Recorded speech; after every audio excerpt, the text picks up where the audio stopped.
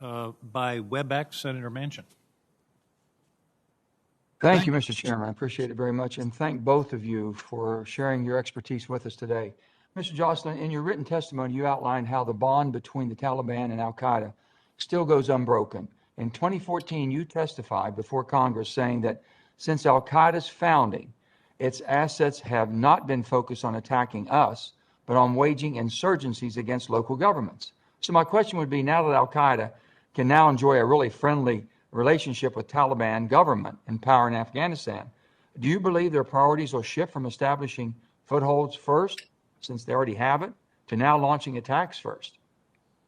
Senator, thank you for bringing that up. I forgot about that quote. I think what I said probably was that most of their assets or resources since their founding were devoted to waging local insurgencies against local governments, not actually toward attacking us. Only a small part of the resources were always devoted to attacking us.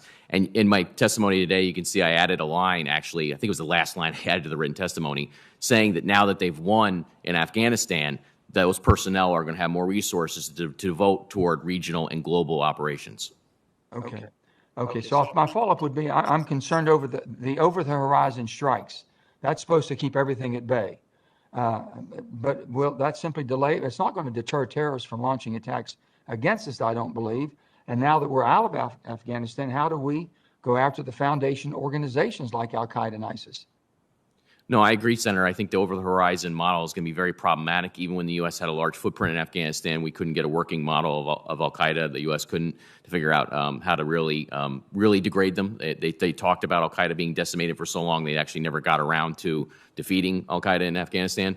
I think that there have been large training camps, including in 2015, one of the largest training camps in al-Qaeda's history in Afghanistan was found in October 2015. It took something like 3 to 6 days of airstrikes and special operations raids to destroy it. We don't have that capacity now to go destroy a camp like that. And it's not something that could be done just with over-the-horizon strikes. Let me ask you, do we have to have separate, what I would think, separate strategies against al-Qaeda and ISIS? Or we have one strategy that's going to attack both? I think we have to think about them as they're both obviously jihadists. In some cases, they actually have shared the same personnel over time. I think we have to be very careful. I think there's been this tendency to think that we could work with the Taliban in particular against ISIS. I wholeheartedly disagree with that. The problem is that when you do that, you're also working with al-Qaeda's so-called local branches or just even outright al-Qaeda in the fight against ISIS. And I don't think that really serves any greater strategic interest to the U.S. So we shouldn't look at it as, well, now that we have this ISIS threat, we have to worry about ISIS so we can work with the Taliban, which is allied with al-Qaeda, against ISIS. We have to look at it as somewhat as a distinct threat stream is what I would say. Thank you. Dr. Nassar, this would be for you, and Dr. Jocelyn, Mr. Jocelyn, if you want to chime in also. Part of the reason we left Afghanistan was to focus our efforts on defense spending towards the rising great power competition. That's the reason that we have used it to leave that the way we did. But China and Russia are increasingly defying international rules and norms, and we can't turn a blind eye towards that.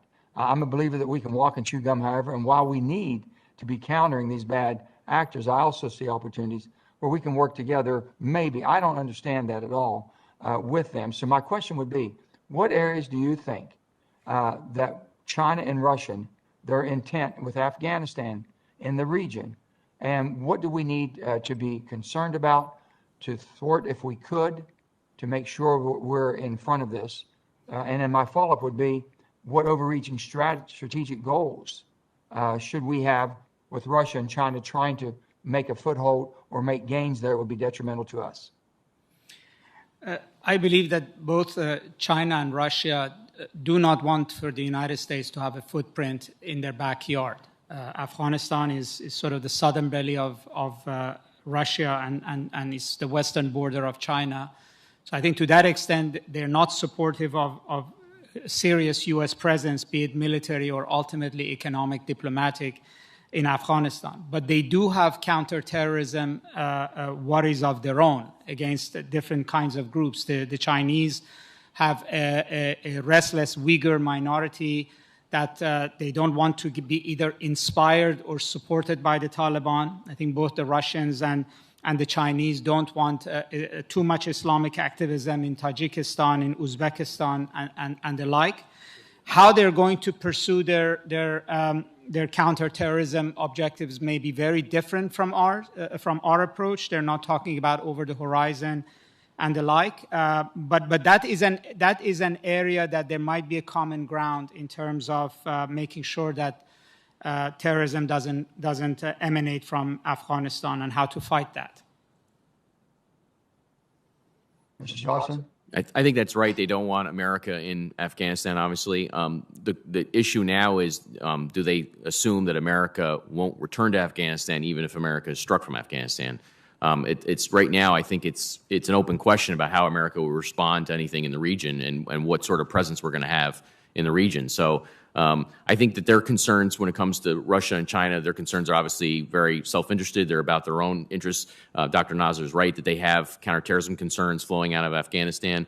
We've seen the Taliban has supposedly made some assurances to China that the Turkestan Islamic Party, which is part of al-Qaeda and also fought for the Taliban, won't strike in Xinjiang or actually strike targets inside China. Remains to be seen. Also, as Dr. Nasser said, whether or not they live up to that pledge. But I think in the grand scheme of things, since they do look at this as a grand power competition, I don't think anything that weakens America bothers them too much. Thank you both. Thank you, Mr. Chairman. Thank you, Senator Manchin.